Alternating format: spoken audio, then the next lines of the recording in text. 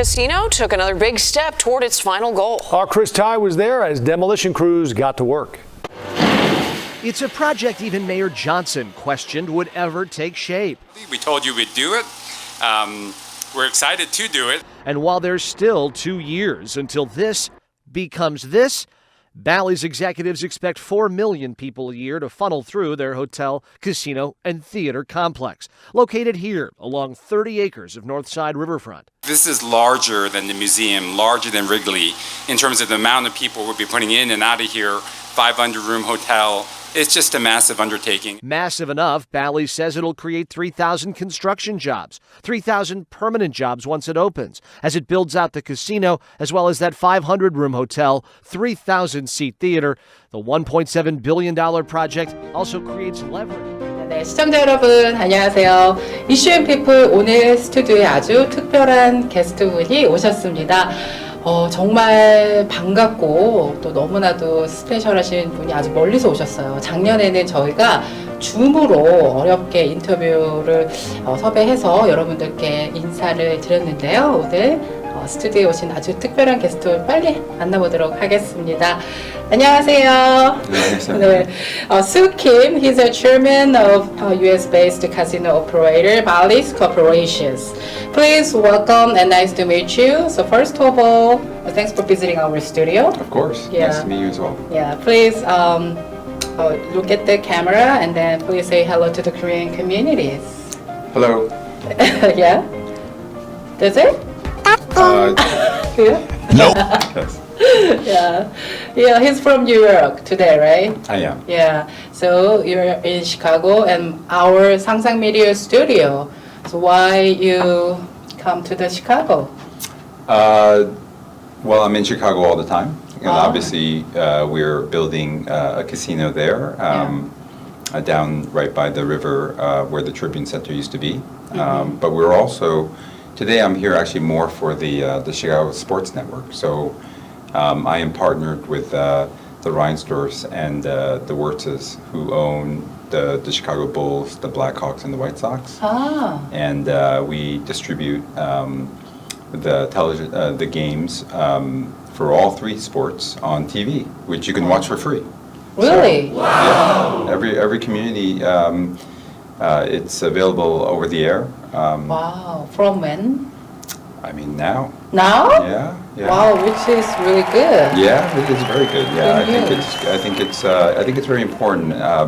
Historically, the games and sports in general have been hidden behind very expensive cable TV packages, and so it's hard for people to watch. I grew up a baseball fan. I grew up in Queens, watching the Mets, and we never had cable growing up. So I watched my sports on TV. So the fact that you can't do that anymore is a little sad, and so through the generosity of the owners and sort of the forward thinking of the owners, we've been able to put the games on television, and I've been helping them with that journey. That's really good news. Yeah, thank you for sharing good news. The Bally's 1.7 billion Chicago casino project approved. So this is good news, right? Oh, absolutely. Yeah. For over 20 years, the city of Chicago has been trying to have a casino, and obviously there's a lot of gaming in Illinois. Obviously you can do the lottery. There's all these pubs with all the machines in them, and there's actually 13 casinos around the state. The closest of which is really close to here, but they're within the 15-mile borders of the city. There are no casinos today. Before we opened our temporary in Medina. But yeah, we're looking forward to presenting Chicago a casino that they could be proud of. That it's a casino that is much more than any of the other casinos in the state, and frankly anything that surrounds the Midwest. And it will be the newest and frankly the nicest. And it's not a casino; it's really an integrated resort. It'll have gaming, a hotel tower, many restaurants. event center, meeting halls, spa, club, all these things. So pretty excited. We're going to try to get this done in about 2 years, or a little bit less than that, and we're probably spending a little closer to $2 billion. So the price just keeps going up a little bit, but that's okay. We're pretty excited to do it, and yeah, I think it's going to be great for the community. First of all, all of the tax revenues that it generates, most of the revenues are actually earmarked to public safety, so fire, police, and that's important for obviously the community. So it's a good use. But also we're going to create thousands of jobs. We've already created hundreds of jobs when the final casino is built. We'll create thousands of jobs, and the most important thing is that we'll have something that addresses the 40+ million tourists that come to Chicago. There's so many. Chicago is one of the most touristed cities in the country. And to have a product that says, hey, we're here, for the museum, the games, these amazing sites and activities and restaurants, but hey, why don't we go by the casino? And that's something that we're hoping to add to the rich fabric of the city. Yeah. 잠깐만요. 한국말로 여러분들께 설명을 잠깐 해볼게요. 그 방송을 보시는 우리 시청자 여러분들께서 우리 김수형 회장님이 왜 스튜디오에서 지금 어떤 얘기를 하고 있는지 궁금해하실 것 같은데요. 혹시 발리스 코퍼레이션에 대해서 모르시는 분들을 위해서 제가 좀 설명을 좀 먼저 짧게 부탁을 드려볼게요. So how about introducing Bally's Corporation to the Korean community? Sure. I am the chairman of Bally's Corporation, which is actually still a New York Stock Exchange listed public company. And we are actually probably the fastest growing gaming company in America. We started with a single casino, and now we're up to 19, and we're building 2 more. And we actually have a very large online gaming business also based out of the UK and Spain. And so it's one of the most dynamic gaming companies in the country, and we just bought our first casino outside the U.S. in Newcastle, UK, and so again we're continuing to expand rapidly. It's a company that I've been involved in for over a dozen years, and it's been a fun ride. Yeah. 또 하나 궁금한 게 이제 카지노 리조트 프로젝트 어마어마한 빅 프로젝트인데요. 이제 시카고에 들어서서 많은 한인분들이 정말 궁금해하고 계세요. 그래서 김수형 회장님을 직접 모셔서 이제 얘기를 들어보고자 하는데요. Can you share a step-by-step plans for the casino resort project coming to the Chicago? I mean, obviously we had to compete in the very competitive RFP process that the city ran a few years ago, and I think the scope of our project, the reputation of our company, and our ability to operate is amongst the factors that helped us win the project. So that happened a couple of years ago. We built a temporary casino in Medina, right off of Ohio Street, right downtown, and that's opened about a year and a half ago now, and that's just continuing to just essentially introduce the company, introduce the brand.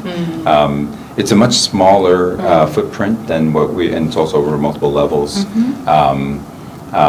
So it's only, but it's really just a starter, And but we have started now. We've obviously demolitioned the Tribune Publishing Building, which is part of our 30-acre campus right there. And on 10 acres of that, the caissons are actually going in as we speak. So we're starting to build, but by the end of, or the fourth quarter of 2026, we hope to have at least the casino open, and then we're pretty excited about the potential for that. Yeah, everybody does actually. Thank you. Yeah. So if you have any pictures or videos of virtual views of Chicago, we'll have our people share that. Yeah, can we share? Yeah. Of course. Okay. Yeah. All right. After the interview aired on our broadcast last year, a lot of Koreans showed interest in you and asked you questions. Sure. So some even said that they hoped the Korean community economy would be improved due to the Chicago Casino Resort business. So what do you think? Well, I mean, I think it will be good for the Chicago community. I mean, remember, Chicago was pretty hard hit by COVID, Yes. and it was slow to reopen, and so a lot of actually one of the reasons why we placed the temporary right at Medina is because really the Magnificent Mile really lost a little bit of its glitter during COVID, and. Look, we when we open our final casino, I think it's just going to be a complete game changer. I think it's located right on the edge of River North and Fulton Market, like it's in River West technically, but if you think about River North being the traditional nice area of downtown Chicago and Fulton Market being sort of like the hip, edgier, growing area, we're right there in between, in what is kind of like a little bit of an industrial area. I think it'll help connect the two neighborhoods. I think it'll again give another offering to offer all the tourists and frankly all the conventioneers that come. Remember, Chicago's a huge convention city. I think it's going to be great, and obviously we're creating thousands of jobs. Yeah. We do have this minority, a community investment program that we've been out there with as part of the agreement with the city and the state. We agreed to sell or allow for 25% of the equity of this project to be invested on by Chicagoans and Illinoisans that are women and minorities, so it's typically ones that are less represented in the capital markets, and so we did put together an investment program to invest in Bally, Chicago specifically, and that program is still working through the SEC. But we hope to execute on that. In the meanwhile, we are still receiving more of the accredited investors into the program, and so we'll also not only will be important because we are going to have this large economic impact, but also we've actually taken care to try to share the benefits of this project with the community, and so hopefully the community will take advantage of that opportunity. Frankly, there's still time where we're still taking investors onto that portion, which we're not allowed to own. So, sorry, we're not allowed to own. So, we need to make our best efforts to make sure that we bring those additional investors on. So so when you talk about how this project could impact the Korean business economically, Koreans are welcome to invest in it directly. Oh, okay. Cool. Yeah, it's cool. It is very cool. When you talked about, you seemed touched that I was willing to come down and interview with you. But look, I'm a big believer in Korean American media, but really Asian American media. Media that's not Asian and media that's not American. We Asian Americans are hyphenated. We're in between. Yes. I think I'm 1.5 generation. Yes. I was like literally in between. Yes. I don't have an American name. So like, and so I didn't have one girl's name in English. I had two girls' names. So that's something that is another sort of feature of our experience. And frankly, our experience is actually a very American experience, actually. Yes. It's actually quintessentially American, but not as what people define as America, mainstream America, or people define as mainstream Asia. So look, I know that I happen to be a media investor myself, and I've owned a number of TV and radio stations in the past, and own some still today. And I know that that there is no media for Asian Americans. It doesn't exist. There's a lot of Asian language, Korean language media, but most of that's owned by Korea. Yeah. That's not us. That's not who we are. Yeah. And they will tell us what to do, but we have different lives. And obviously, mainstream American media barely speaks to us. And so, like I always think about that silly show on ABC where they say this is like the all-American family, but every member of the family is Asian, but they're the different Asian. It's like, it doesn't make any sense, But that makes sense. The funny thing about that show, that made sense for mainstream America. Yeah. For Asian person, I'm like, why would somebody have a sister that's like Chinese and like a brother that's Filipino and like it just doesn't make any sense. Like how could you possibly think that represented an Asian American family? And so no Asian American would make that mistake if they were in charge of the media themselves. But sadly, there's very little of that, and I think part of it historically was a lot of barriers to that. But that's the wonderful thing about the world. We move forward, and now all you need is a computer and a camera, and now everyone could be a media company, which is really exciting. Yes. Actually, I think that's a great thing. Yeah. And I think that what you're doing is important, and I think our community needs more people like you. I don't know what your views are. I don't know, what political leanings you have, and whether you like capitalism or you don't, or what. None of that matters to me. Oh, yeah. The only thing that matters to me is that you're trying to represent and address Asian America, and that's enough. That's enough for me to want to, support you. At least the very least possible by showing up. Yeah. So nice of you. So thank you. Very touchable story. Thank you so much. Okay. So this is my personal curious questions for you. You're still young, and then you have a lot of plans. And I just wondering what's your final goals in your life? Yeah, like personally. Because you are Interesting question. And so I worked really hard. In my 20s, all I did was work. Because I saw that I had an opportunity, that that somehow I was talented. Yeah. I didn't realize, that I had a talent for making money in the markets, but I did. And so I did very well early. I think I was probably rich at 26. By whatever definition of however you want to define rich, and so it was a lot. And actually when I turned 30, I sort of had a crisis. I was like, I did this for so long, and all I wanted to do is work to make a living. But then really, I remember one of my friends growing up was like, Doug, don't you already make a living? Yeah. And I was like, yeah, I guess I never really thought about it, because it was just like, focus, right? And you're just afraid of to lose the concentration. But, when I turned 30, I realized that I was like, wait a second, this is, what am I doing?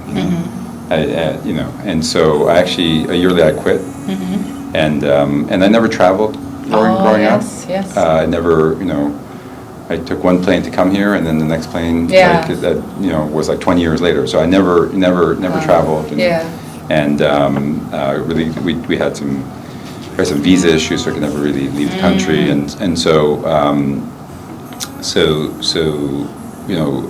I never had that opportunity. And even in my 20s, where I had the money, I had no time, right? So now, in my 30s, I had time and money, and so I took a year and a half after I quit my job. I took a year and a half to travel, just to go to like 40 countries and try to see all the world that I missed, and that was really great. And I probably thought I would maybe do that for the rest of my life, you know. But then I realized sometime along that journey that if I was given this talent, you know, to this sort of I think it's a gift, you know, to be able to make money from nothing, you know, then maybe I should do something productive with this, you know. It was, and so. I came back. I came back to work. I started my own company. Again, I wanted to do it my own way. Okay. And you know, that was, I don't know, 18 years ago, 18 years ago, and I decided to you know, go back to work on my own terms, you know, for myself, but doing the same thing and see where that took me. See where it takes me. You know, maybe I wouldn't succeed on my own. You know, maybe you know, maybe it wouldn't work out. But I wanted to try. You know, and so now. Shoot, 18 years later, I'm still doing it. But I'll tell you, it's not. When you ask me, sorry, this is a long answer to your question, but when you ask me why, you know, the why is actually for me is trying to figure out why. Why? Yeah. Okay, so I can see that every day I can do more. Okay. You know. More I can, even when I have setbacks and defeats, I learn and I rebuild and then I can do more. Yeah. And so, you know, look, you know, when I was I remember coming to Chicago, I think when I was like 9 years old, to pick up an old car for my uncle, you know, not that far from here. Yeah. And that's when, and I think he gave me his kid's old bike, you know. And you know, to think that like, you know, 30 years later, 40 years later, that you would go and build, you know, a massive building in the middle of downtown Chicago is pretty crazy. It's just like, sort of crazy if you think about like how great, you know, how great the world is and how great this country is and how lucky we all are. And so I didn't want to take that for granted. You know, I'd have already gone and done whatever I want to do, and then I realized that if I was given this talent, it must be for a reason. Yes. There must be, and the reason is not so I can make a living. Yeah. The reason is, you know, that can't be the reason. My journey is to figure out what my reason is, you know. Your reason you is... see, I don't know either. Yeah. You know, I don't know why, you know, but I know that I can, so I do. And by doing it and keep doing it, who knows, maybe I'll discover at the end, whatever the end is, it could be tomorrow, it could be 20 years from now, it could be 50 years from now, I'll look back and realize like, okay, that's why, you know, that I was given this talent, this gift, and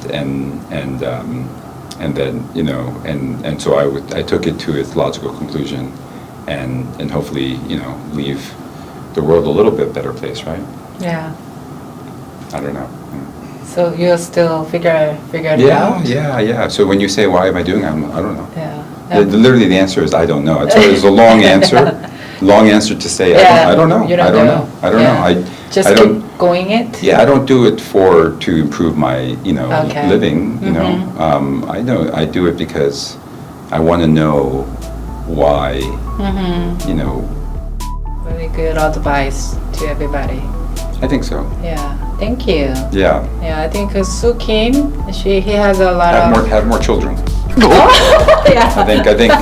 I think the only piece of advice I have for all communities, but definitely the Korean community and definitely the Korean American communities, have more children. I mean, like, we're like, it's crazy. Yeah. What are we doing to ourselves? Like, we're like, I think the Korean birth rate is now the lowest in the world. In Korea, we need to have more children. Yeah, we need. Yeah. We need. That's all we need. We need to have more children. So that's important. That's my only advice. Yeah, that's another advice. Yeah. Yeah, so thank you, and thanks again for visiting our studio. Of course. Yeah, Thank you. very thanks. Thank you for having me. Good luck in your endeavors. Oh, thank you so much. Okay.